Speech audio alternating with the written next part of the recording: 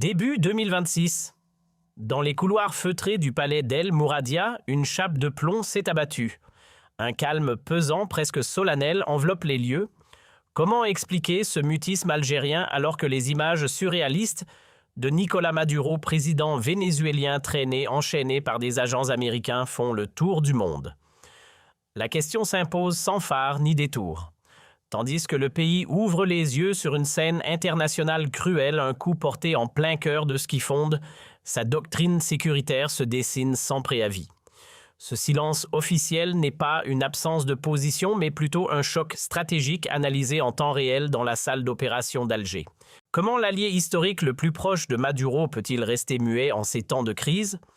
Comment la direction algérienne interprète-t-elle l'enlèvement d'un président légitime qui représentait le poumon diplomatique de l'Algérie en Amérique latine et le premier soutien indéfectible des causes sahraouies et palestiniennes? L'inquiétude à El Mouradia provient du fait que le Venezuela de Maduro n'est pas un simple partenaire commercial, mais la pierre angulaire de l'axe sud-sud prôné par l'Algérie. Le Venezuela est l'État qui n'a jamais transigé sur le droit à l'autodétermination du peuple sahraoui, agissant comme un rempart inébranlable contre toutes les tentatives d'infiltration de l'Amérique latine par les adversaires de l'Algérie. Aujourd'hui, avec l'arrestation de Maduro, l'Algérie se voit menacée de perdre ce levier moral international. Le remplacement de Maduro par une opposition libérale pro-Washington, qui ne cache pas son allégeance absolue à l'entité sioniste, signifierait une transformation radicale. Le Venezuela passerait d'une forteresse soutenant Gaza et La Ayoun à une base arrière servant à frapper les intérêts algériens. Cette arrestation n'est pas seulement l'élimination d'un homme, c'est une tentative de démanteler le front de résistance souverainiste que l'Algérie et le Venezuela dirigent au sein de l'Organisation des pays exportateurs de pétrole et dans les instances internationales, dans un ordre mondial qui commence à imposer la loi de la jungle aux États indépendants. Sur le plan économique, l'inquiétude s'étend des bureaux de la diplomatie aux bastions du pétrole et du gaz. L'Algérie sait pertinemment que le contrôle américain sur Caracas signifie la mainmise sur les plus grandes réserves pétrolières au monde, plus de 300 milliards de barils. Cette ressource sera inévitablement utilisée comme une arme pour briser l'influence de l'Organisation des pays exportateurs de pétrole et inonder les marchés afin d'effondrer les prix. L'histoire retient que la coordination algéro-vénézuélienne est ce qui a sauvé Sonatrach de la privatisation en 2006.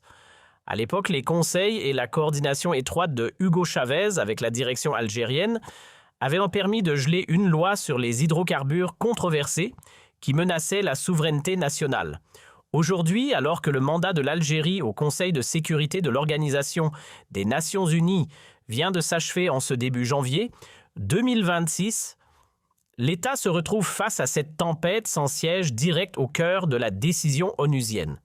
Cela explique ce silence de préparation visant à remodeler les alliances avec des puissances comme la Chine et la Russie pour empêcher la transformation du Venezuela en une colonie énergétique.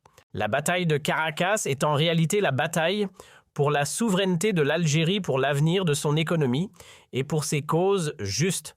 Cette phase impose à l'Algérie une action qui dépasse la simple rhétorique des communiqués. Il s'agit aujourd'hui de protéger l'axe de la résistance souveraine contre l'effondrement. L'arrestation de Maduro est un message de menace voilée adressé à tout État refusant la dépendance. L'Algérie, qui a toujours été la Mecque des révolutionnaires, se voit aujourd'hui contrainte de défendre la révolution bolivarienne, non par simple sympathie pour des individus, mais pour défendre sa propre doctrine qui rejette le kidnapping des chefs d'État et considère la souveraineté comme une ligne rouge.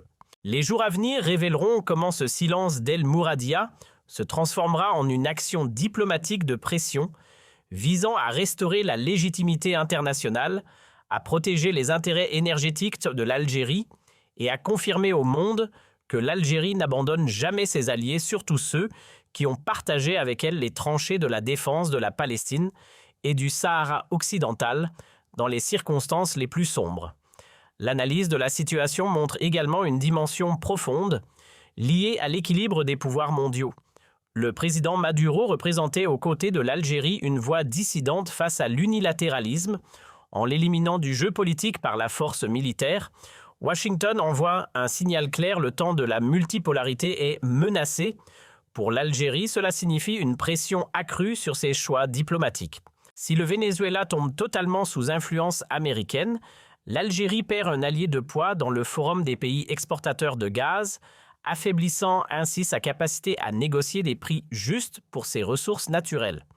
C'est une guerre d'usure économique qui ne dit pas son nom, où le pétrole vénézuélien devient l'outil de punition collective contre les économies dépendantes des hydrocarbures. L'histoire retient que la coordination algéro-vénézuélienne est ce qui a sauvé Sonatrach de la privatisation en 2006.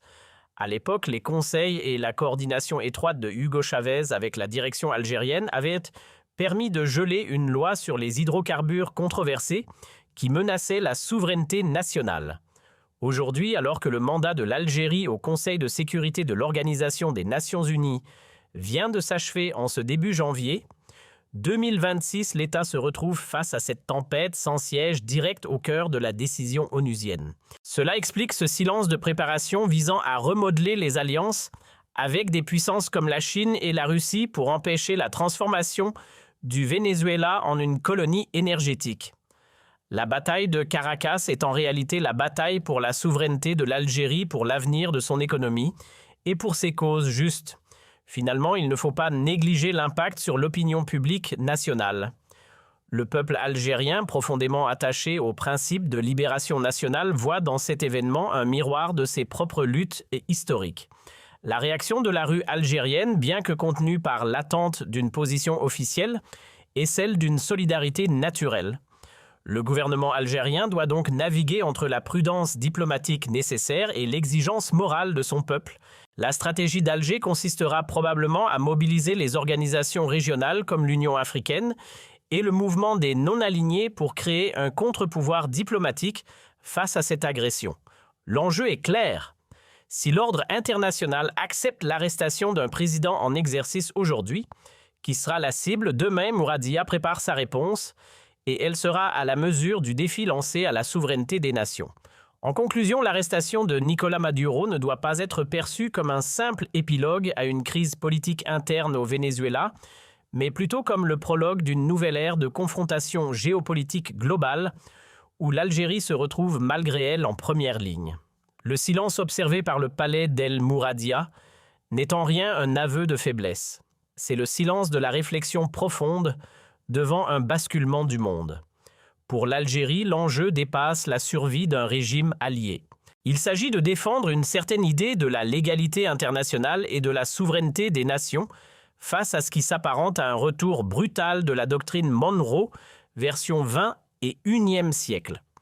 Le risque majeur pour Alger est celui d'un effet domino dévastateur. Si l'ordre international valide l'enlèvement militaire d'un président en exercice, sous prétexte de sanctions judiciaires unilatérales, c'est tout le système de protection des États souverains qui s'écroule. Pour la diplomatie algérienne qui a fait du principe de non-ingérence son socle immuable depuis 1962, cette situation est une alerte rouge. Elle signifie que les ressources naturelles, au lieu d'être une bénédiction, peuvent redevenir une cible pour des interventions extérieures masquées derrière des impératifs moraux ou sécuritaires. La question qui brûle toutes les lèvres dans les cercles décisionnels à Alger est désormais la suivante: comment reconstruire une architecture de sécurité collective pour les pays du Sud, alors que les institutions multilatérales comme l'ONU semblent frappées d'impuissance? Sur le plan de l'équilibre énergétique, l'Algérie devra impérativement manœuvrer avec une agilité sans précédent. La transformation probable du Venezuela en une plateforme pétrolière sous tutelle occidentale obligerait Sonatrach à repenser intégralement sa stratégie de marché. L'Algérie pourrait être contrainte de renforcer ses alliances technologiques et militaires avec des puissances non occidentales comme la Chine et la Russie pour garantir la sanctuarisation de ses propres installations vitales. La bataille pour le contrôle des prix du pétrole et du gaz ne se jouera plus seulement dans les salles de conférence de l'Organisation des pays exportateurs de pétrole à Vienne, mais sur le terrain de la géopolitique pure, là où la force prime souvent sur le droit. D'un point de vue diplomatique, la perte du relais vénézuélien sur les dossiers du Sahara occidental et de la Palestine est un coup dur. Mais il pourrait aussi être le catalyseur d'un renouveau de l'activisme algérien.